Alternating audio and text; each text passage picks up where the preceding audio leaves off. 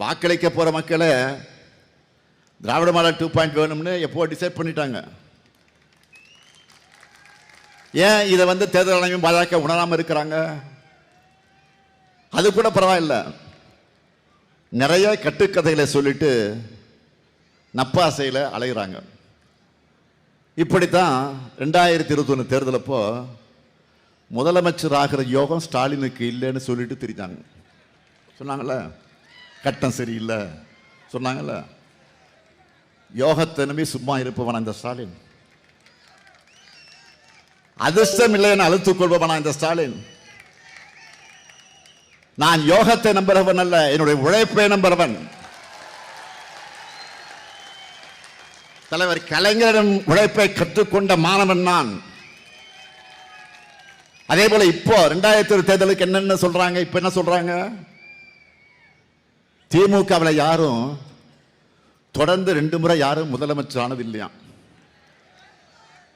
போன முறை நீங்க சொன்னதை உடைச்சு நான் முதலமைச்சர் ஆனேன்.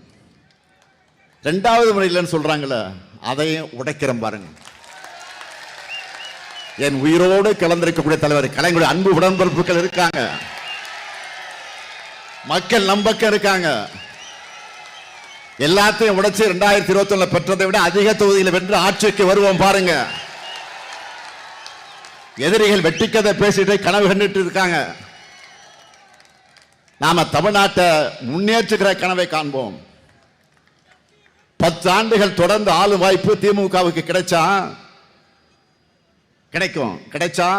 தமிழ்நாட்டின் வளர்ச்சி எப்படி இருக்கும்னு 2031 நாம காட்டுவோம். ஆல்ரெடி ரிசல்ட் பார்த்துட்டோம். எப்படி தெரியுமா?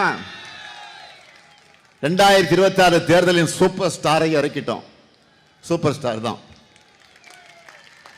சூப்பர் ஸ்டார் யாருன்னு கேட்டா தேர்தல் அறிக்கையை சொல்வோம். இனி யார் வந்தாலும் நம்ம வெற்றி தடுக்க முடியாது.